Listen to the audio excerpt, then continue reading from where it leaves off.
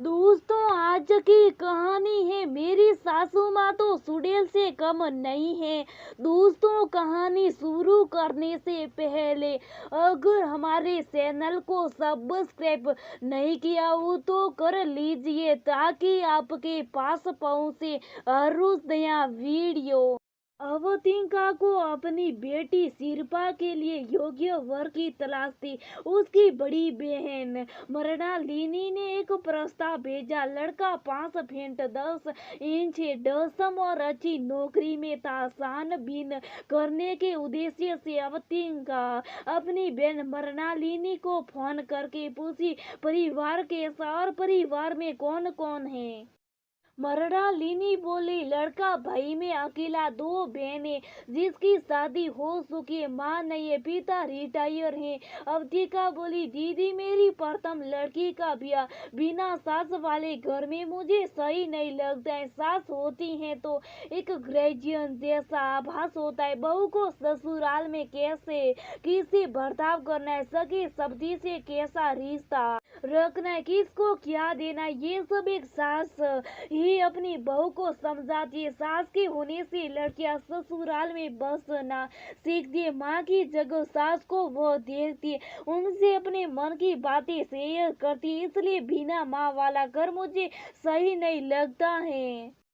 कैसी बेवकूफ हो अवती तुम। अरे, लड़का पर कोई जिम्मेदारी नहीं है, कोई रोक टोक करने वाला नहीं है। सास तो समस्या होती है, बहू में हमेशा सूत्र के नुक्स निकालती रहती है। बेटा को अपने कमांड में रखती है, हर वक्त घर की तिजोरी की चाबी अपने कमर पर लटकाए फिरती है। बहू तो उसके नजर में एक नौकरानी से ज्यादा कुछ नहीं होती है, हर वक्त बहू को खटाती रहती है। बहू यदि पलट कर जवाब दे दे तो उसके संस्कार के साथ साथ पूरा खानदान को घटिया कहने से नहीं सूखती। बात बात पर माँ ने कुछ नहीं सिखाए के ताने से बहू को पकाती रहती। तुम इस बात को समझो सास, बिना ससुराल में बहुओं का मौज होता है। तुम्हारी सिर पर राज करेगी राज, फिर तुम्हारा भी जितना मन करेगा बेटी के ससुराल में इज्जत के साथ रह सकती है। मुझे तो ये लड़का और उसका घर परिवार पसंद है। तुम रिश्ता फाइनल कर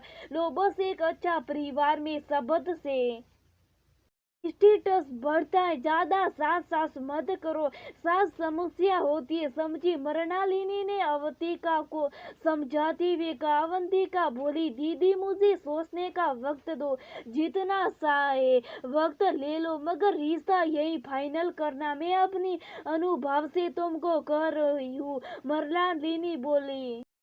ठीक है कहकर फोन रख अवंतिका अपने काम में जुट गई। अवंतिका जब ब्याह करके आई थी तो उसकी भी सास नहीं थी। वो सबकी सास को देखती थी तो सोचती काश उसकी भी सास होती। सास बिना ससुराल में उसे रीति रिवाज, रिश्ते नाते देर को समझने में उलझना पड़ा था। इससे हवेली बहू वाली अनुभव उसको मिली नहीं। ब्याह होकर आई, कोई रिसेप्शन पार्टी नहीं, शादी में आए मेहमानों को विदाई में क्या देना है सब ससुर उससे पूछ रही थी। हाथ की मेहंदी का गहरा रंग उसकी रसोई के बर्तन मांजने में उतरने लगे थे। काम वाली का निश्चित समय था, ऐसे में शेष समय तो उसे रसोई देखना पड़ रहा था।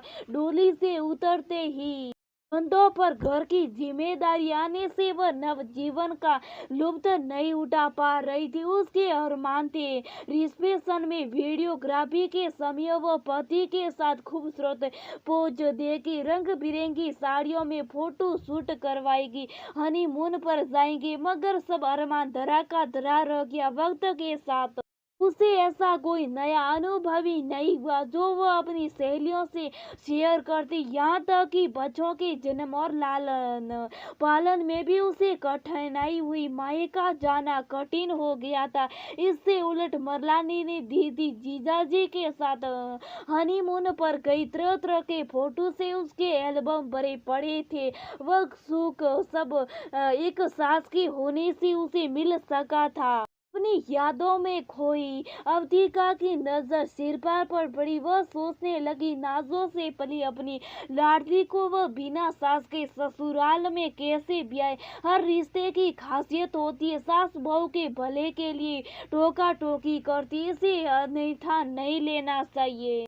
आज फिर मृणालिनी दीदी का फोन आया। क्या सोची, सिर्फ खबर करो, लड़के वाले इंतजार कर रहे। दीदी मैं आपके घर आ रही हूँ, पहले लड़का का घर बार देख लूँ फिर जवाब दूंगी। ठीक है सिर्फ आओ, इतना कहकर मृणालिनी फोन रख दी। बड़ी बहन का बात उठाना उपयुक्त नहीं था।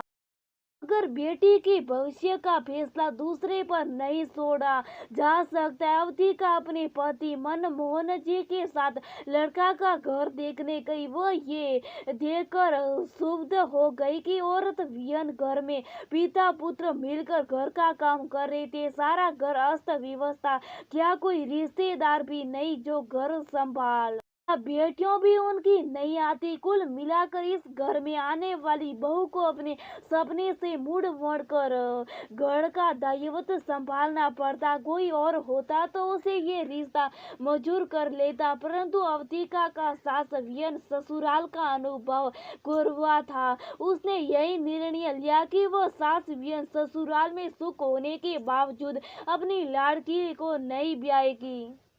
अवंतिका का फैसला सुन मृणालिनी बहुत क्रुद्ध हुई। वह बोली, कभी मेरी जगह आकर देखती, मेरी सास किसी सुड़ेल से कम नहीं थी। मैंने अपने ससुराल में अपनी सासू माँ का जो रूप देखा, उसके बाद तो मैंने सासू वाले ससुराल से तौबा कर लिया। मेरे लिए सासू माँ का मतलब सिर्फ समस्या है। दीदी आपको बेटी नहीं है इसलिए आप ऐसा कर रहे। आप भी सासू हैं, अपनी बहुओं की आप ही बताइए, आपकी समधन कभी आपको उल्हाना दी है? मैंने सुना आपको बहुओं से नहीं पटता। अभी मृणालिनी कुछ कहती उससे पहले चाय का ट्रे सामने रखते हुए मृणालिनी की बड़ी बहू बोली, अपनी माँ भी तो बेटियों को टोकती है, तो क्या वो खराब होगी? ससुराल में यदि हम सासू माँ को अपनी माँ की तरह समझे तो उनका डांट या टोका टोकी ताना सब अच्छे लगने लगते। मुझे मेरी सासू माँ से कभी कोई शिकायत नहीं है। मैं तो सबको गर्व के साथ कहती हूँ कि मेरी सासू माँ दिल की बहुत अच्छी है। बड़ी बहू के मुंह से अपनी प्रशंसा सुन मृणालिनी चेप गई। सच वो अपनी नजर में अपनी बहुओं के लिए अच्छी सास नहीं है, बावजूद इसके उनकी बहुएं उनके पेपर में अवंतिका का मुंह बंद कर दी। अवंतिका बोली, समझी दीदी, तालियां दोनों हाथ से बजती। ससुराल में सास बहू के बीच नोक झोंक का मतलब ये नहीं कि सास समस्या है, बल्कि ये दोनों के रिश्तों का प्यार है जो सने सने और भी मजबूर हो जाता है। तब मैं उन्हें क्या जवाब दूं? मृणालिनी ने दबे स्वर में पूछा। दीदी आप इनकार कर दीजिए, मुझे सास ससुर ननद देवर से भरा पूरा ससुराल मेरी बेटी के लिए चाहिए। अवंतिका जवाब दी। अपनी बहन और बहू के विचार के बाद मृणालिनी सासू माँ को समस्या कहना छोड़ दी। ससुराल में सासू समस्या नहीं होती है, बल्कि वह बहुओं के लिए रिक्त हुए माँ के स्थान पर होती है। माँ जिसे बहू मायका में छोड़कर आती है, उनका प्रतिरूप सासू होती है।